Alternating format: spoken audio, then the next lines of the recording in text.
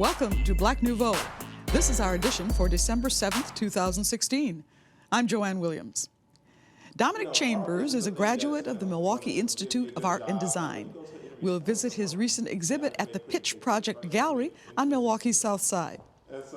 Sherrie Tussler of the Hunger Task Force will join us to discuss ways to help the less fortunate during the season of giving. And we'll meet the man who started the Black Panther Party in Milwaukee. You know, 75 years ago today, the Japanese bombing of Pearl Harbor thrust the United States into World War II.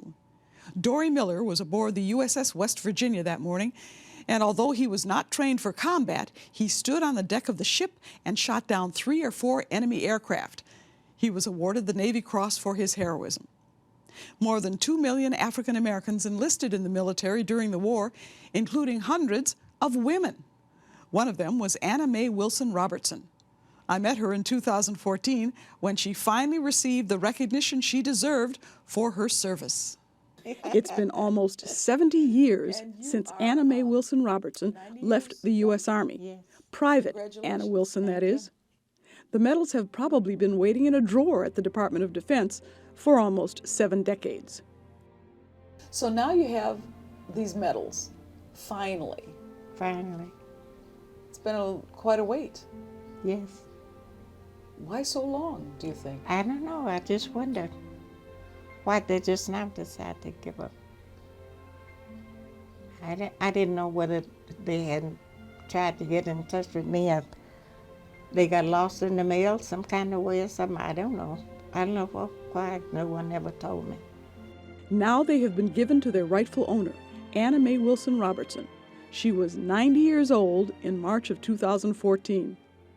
It seemed like the Army had forgotten her, but with help from Congresswoman Gwen Moore, Private Wilson, with her family and friends around her, was awarded her medals in April. She was born in Arkansas and entered the Army as a very young woman. The war was on, but she had suffered a personal family loss. Did you enlist? Yes, I did. Why? Oh, my mother died. And I had no one to take care of us, so I decided I would go into the Army, and my brother, he went into the Navy. And so rather than to stay around and just live from one person to another person, I decided I would go into the Army. Did you know anything about the Army when you enlisted? No, not one thing. What did you learn fast? We had a lot of basic training. We had lots of changes, doing different this or doing that, going here and going there, living so many different places where you had lights or you didn't have any lights. Were you concerned about having to go into the Army during a war? No. I wasn't, because I wasn't, like an enlisted man. He would be on the line where they had the shooting. We never did see any shooting, any guns.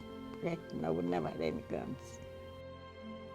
Private Wilson was assigned to the all-female, all-black 6888, the Special Postal Unit. Black women were allowed to do very little in the Army. They could be nurses or postal workers. The Army wanted to keep morale high on the battlefield, and letters from home would do the job.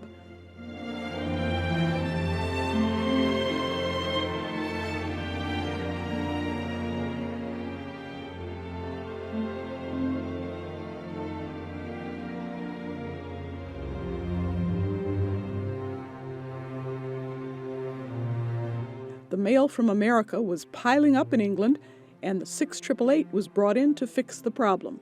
Your unit, all African-American women, moved the mail. Yeah. What'd you think of that assignment? It did all right. They always had some way that they could manage to get the work done. I understand that you're a group got it done in half the time. Yeah, this willing workers. During those years in England and France, she got to know dozens of women from many different places, and some from close to home. You must have met women from all over the world, literally. I did. I met one from Milwaukee. You met one from Milwaukee. Yes. Did you stay in touch with her? Yes. I was discharged. I went to Detroit, Michigan, and I stayed in touch with her, and I came back here for her wedding. She was getting married, and I came back for her wedding. And I went back to Detroit, and I decided I liked Milwaukee, and I came back. Then I went back to Detroit. She married Milwaukeean Dan Robertson, had 8 kids, and among other places, worked at the VA hospital. From Arkansas to England to France to Michigan to Milwaukee, Anna Mae Wilson Robertson served her country. She is also a member of the greatest generation that served America during World War II. And now she has the medals to prove it.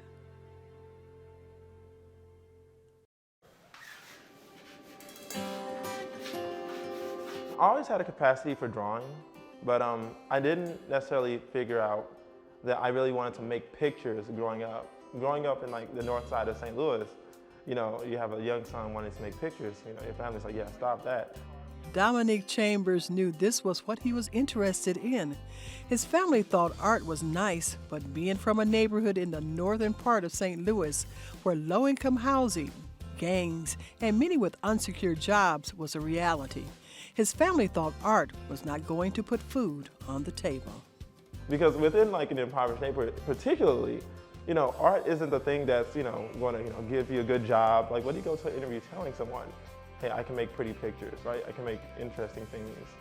And so my family members, they supported it passively. You know, they weren't actively engaged in it, right? Because they still wanted me to have a secure future. But, you know, pursuing a career in the arts, you're always taking a gamble. And so that's where they were a little bit more hesitant about, you know, being fully invested in this whole endeavor. The thought that art, drawing and painting could be a real career for him started when attending Florissant Valley Community College in Ferguson, Missouri. He won a varsity art recognition there, which legitimized him as an artist, and it's astonishing to his family that he was pursuing his art degree. Especially because I'm the one that got out. Of all my siblings, I'm literally the only one that has left St. Louis, Missouri. And so, but I didn't leave and, you know, just kind of go nowhere, right? I left with a purpose, you know, with an idea to like pursue my career seriously within the arts, right? So that to them is really, you know, encompassing of amazement. He left for Milwaukee to attend MIAD, Milwaukee Institute of Art and Design, where he earned his BFA, Bachelor's Degree of Fine Arts. His work is about things he's interested in, with his personal biography always an undertone and influences how he approaches his images. This can be seen in his exhibit entitled Memories and Metaphors. It's about this idea of using your personal biography, like your own memories, and then combining it with like metaphorical like symbols and like icons and ideas to better forward your narrative. We're creating like narratives that are, I guess, coupled with our own personal biography, but how we change that up, like me, through magical realism, like combining like magical elements through real world situations or real world historical places for the African American body. I mostly work in with paintings, but with like the newer work I've been making now, they're mostly all drawings, so charcoal, chalk pastel, and then there's some parts of my images that are painted. And so constructing an image through painting is very important to me. This exhibit gives another view of Black men. I would hope you would have a new way of approaching African American men in particular, especially within the United States. There's always this like hyper masculinity that's associated with the Black male, you know, which is also oftentimes the result of unsavory encounters with like, you know, law enforcement, because you're inherently afraid of them already. And so I want the viewer to also become comfortable with engaging with this character, with this body. That way there isn't this sense of like fear or, you know, trepidatious behavior whenever you see someone that doesn't look like you, that is of a different gender. Right now I'm creating images that discuss like my own personal biography, African American history, and also cited with, coupled with images and ideas from the literary narratives I've been reading. Well, the work that I'm working on right now oftentimes deals with love for the most part, and how we imagine love. Love for me is always like this kind of like limbo space, because love is a word. but the feelings you're feeling when you're with somebody or with your family, it transcends that, right? And it goes back to this idea of black art, which is what a lot of African American artists typically make, that work that tends to be nostalgic, shows the black body as a way to be charming. You know, it's supposed to attend to the emotional needs of the African American community. But it's taken outside of the, I guess, critical art community, because it seems to be, you know, uncritical, hyper sentimental. And so I want to see why is that so, and how can I start bringing black art into that dialogue. Dominique Chambers wants to have a strong engagement with the community because the average person doesn't spend a lot of time in museums or art galleries. That's also my role as an artist, not to only just make pictures and like put things in galleries or museums, but to stay involved in the community. And that way, when I am giving out lectures and talks or whatever, or projecting my ideas into the world, people feel as though there's something there that they can grasp onto, right? And the only way I can do that is by keeping my work in real time with real people, with that reflects the times now. It reflects current events, and so that's what keeps people interested. And what about home? I'm still going to make sure I maintain a relationship with St. Louis. My work is always going to be centered around my history there. St. Louis right now is a very charged space, especially within 2014's events in Ferguson. And so that's part of who I am. I'm going to carry that with me.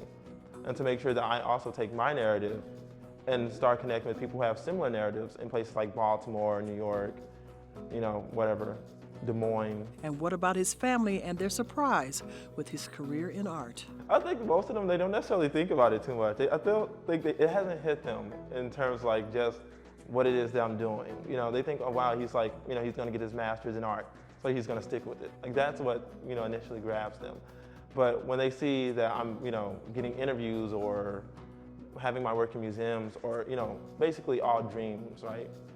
Then once they see that those things are actually being accomplished, they're no longer in the abstract. I think that's when they'll come around and they'll have those bragging rights.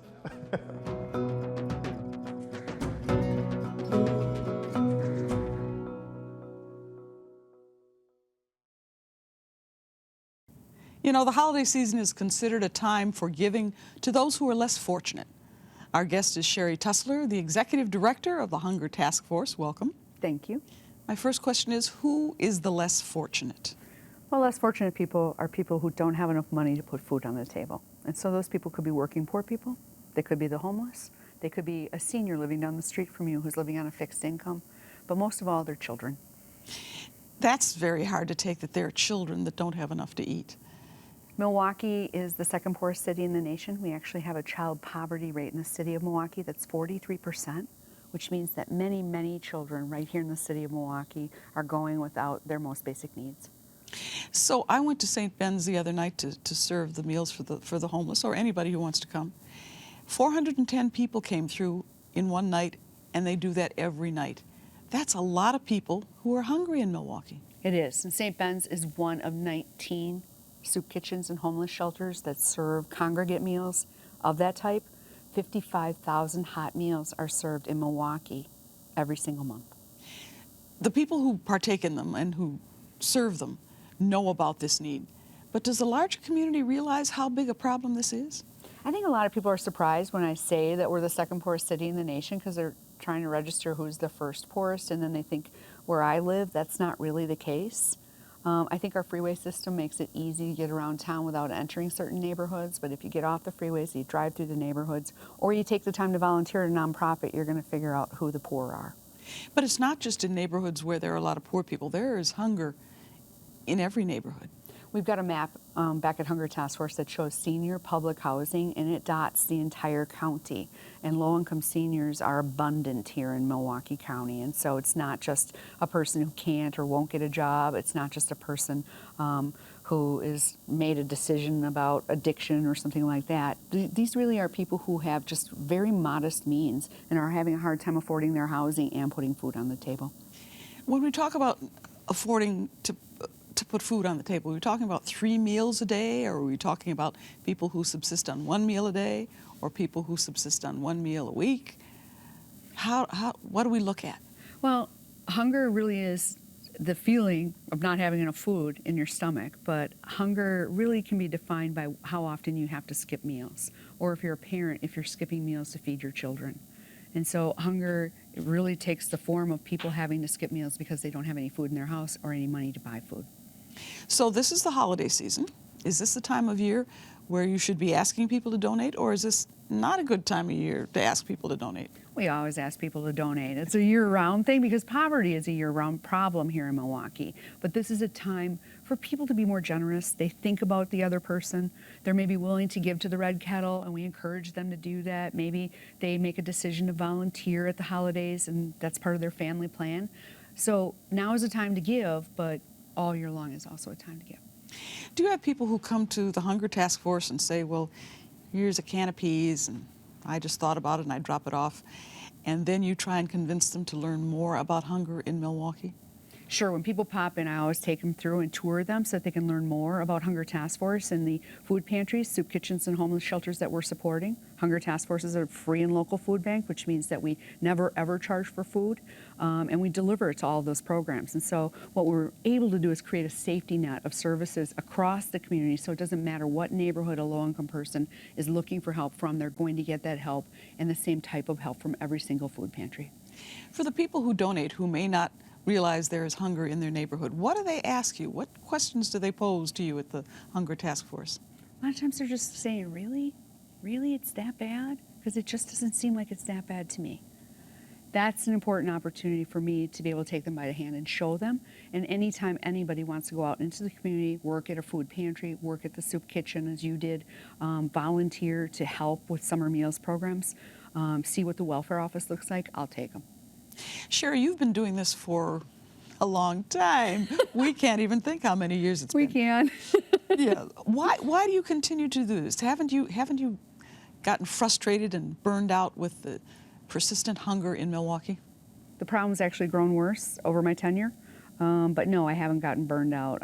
What I see every single day are people who say thank you, people who are so grateful for the help, people who quietly are still living a very meager existence, and I know that we make a difference. I see kids eating meals during the summer, not knowing where they came from, and it doesn't matter where they came from, but I know that they ate. And when I think about my kids and I know that other children are eating and other moms are relieved, it's a no-brainer. I go to work every day. You said it's gotten worse. Why has it gotten worse? Well, there have been a lot of shifts in the economy, and there have been several welfare reforms that have happened in my tenure. First W-2, and more recently we've enacted work requirements for people to get food stamps. And so it's harder and harder for people to get assistance from the government. And charity really isn't the answer, but a lot of people think that maybe it is, or that it could take care of all of the problem. And so although we're trying to take care of as much of the problem as we can, the reality is when someone goes to a food pantry, they're going to get a 2 to 3 day supply of emergency food. And they got to make it on their own for the rest of the month. So they need the food stamps. They need the welfare assistance. People who may be thinking about donating, is it tax deductible? Absolutely. They can write a check. They can go online and donate to hungertaskforce.org. They can stop by Hunger Task Force. They can volunteer. They can run their own food drive. And if they want to know more, where do they get the info? They should just call us at 777-0483, or they can go online at hungertaskforce.org and search our website. And maybe that can make a little dent in the hunger problem in Milwaukee. Every single person can make a difference. Thanks, Sherrie. Thank you. The Second Amendment guarantees the citizen a right to bear arms on public property. We're going to carry our guns and we're going to follow the police. We're going to maintain a legal distance, ready to throw down if necessary. We think of the Black Panther Party as this ultra-radical organization, and they definitely had an element of that when you're picking up the gun and talking about offing the pig. That's very radical. However, when you spend the vast majority of your energies on breakfast for children programs, on busing the prison programs, on a free medical clinic, well, how revolutionary are you? Or are you just a community service organization that, yes, we picked up the gun because we want to defend ourselves, because that's also a community service. Historian Andrew Witt details the Milwaukee Black Panther Party and the Black Panthers in the Midwest. It's a history that Walter Chesser, who owns Milltown Apparel and Printing, helped to create. In the fall of 1968, he and two friends talked about creating a Black Panther Party in Milwaukee. Chessor called the main headquarters in Oakland, and Bobby Seale invited him to visit. Stayed there for a couple of weeks, got exposed firsthand to the things that they were doing, the free breakfast program for children. They were actually doing some tutoring and still doing their nightly patrols in the neighborhood. And so I participated in all of those activities. And after a couple of weeks, Bobby stated, well, you see what we're doing here, and asked if that was something that I was committed to doing, and I said that I was, and he authorized me to charter a Black Panther Party in Milwaukee. And so returned to Milwaukee the latter part of December and began to organize the Panther Party. We started the free breakfast program. That was a big part of the initial activity because it was something concrete to do and to show people what we were doing. And so that was really the focus of the party for several months to get a successful free breakfast program for children. We started a study group. Many people were like myself who had no previous experience of doing any type of social activity, being involved in the struggle in any aspect. And so we started up a tutoring session to make people aware of what was going on, to actually raise our level of consciousness. The FBI wanted to destroy the Panthers. How about justice? Justice is incidental to law and order. This was all-out attack on the Black Panther Party. Every significant office is going to be raided, bombed, shot, mass arrests. Milwaukee's police chief, Harold Breyer, was no fan of the Black Panther Party either. There is this long history of animus between the overwhelmingly white Milwaukee PD and the black community. And this manifested itself in many different ways, just in general harassment, in assaults on the black community by the police. But then there's of course throughout the historical record in the 50s and the 60s and the 70s and the 80s, so forth, there's murder of black people, out and out murder. That racism that existed in the police department, I think, was fully tolerated. And it had, I think, a profound effect on at least on me. I never felt secure as a black man in Milwaukee as long as Chief Breyer was chief. And when he finally left the force, I actually felt at least a psychological burden being released because I just never felt that he had any good intentions towards the African American community. You didn't stay in the party long. What happened? Fred Hampton, who was actually, I believe, is the deputy defense minister for the Panther Party in Chicago, and it was also the regional authority for the Midwest, came to our location. At that time, I think we had moved from Atkinson over to a single-family property on North 1st Street. I'm not quite sure at this time. I can't remember exactly where it was. But came into the chapter at that time, at our location at that time. It stated that we were not a legitimate Panther Party, accused me of being a counter-revolutionary. And within 5 minutes, I was put in house arrest. I was taken to the basement. And for 36 hours, I was held in the basement before I decided that I would escape that confinement. When I left my confinement, returned home, within a half an hour, I had gotten a call from the FBI. They were aware that I was being held and that I, in fact, had left, and had informed me that there was a contract to kill me, and that they wanted me to accept their protection and actually go back into the Panther Party and form for them. That essentially ended my participation in the Panther Party. It was a very strange situation, but as time went on, I began to understand that was really a part of the disinformation by the law enforcement in the city. Before the end of 1969, Milwaukee's Black Panther Party had been eliminated, but Walter Chessor continued to work for his community. Within a year's time after that, I actually started of the Black Masters Party, and we continued to do the kind of things that the Panther Party was doing. We started a free breakfast program, and we were very successful with that program, and so successful as the fact that the SDC, I think it was called the Social Development Commission at the time, asked for our participation in starting a free breakfast program for the city of Milwaukee, and subsequently that's what in fact happened. In 1973, another Milwaukee chapter of the Black Panther Party came into existence. It lasted a couple of years, yet the legacy continues into today.